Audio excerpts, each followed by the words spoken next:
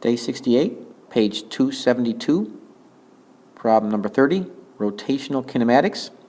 On the left here, I basically have a wheel that's not rolling, and the V sub t stands for the tangential velocity. Any point on a rotating object will have a tangential velocity that's the same if you're at the same radius. So if we look at the rim of this bike, if this is, say, 20 meters per second, this is 20 meters per second. Or any other spot that we really don't care about in this case, like a spot over here, the tangential velocity there, V sub t, would also be 20 meters per second. Any point on there is rotating with that linear speed, tangential, at that radius. Now, once we set that wheel down over here on the right, and the bike starts moving forward, the center of mass of the bike, or in this case the tire, it will be moving forward with our V sub t. I didn't use the subscript here. So if that was 20 meters per second in that first diagram on the left, this bike, or this center of mass, will be moving forward with 20 meters per second, steadily.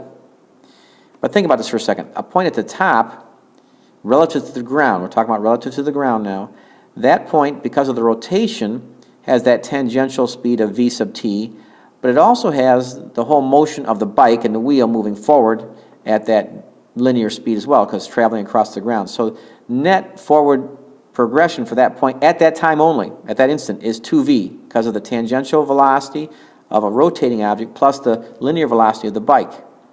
At the bottom, think about this for a second. At the bottom, that point, as the tire is rotating clockwise here, talking about a clockwise rotating tire, the bottom point, as the wheel is spinning, this bottom point tangentially, based on rotation, has a tangential velocity of V sub t, but the bike is moving forward at a V sub t, so the net forward progress of that point at that instant in time is 0. It's not going to stay at that speed, but for an instant, the contact point at any given time has a velocity, a net velocity of 0.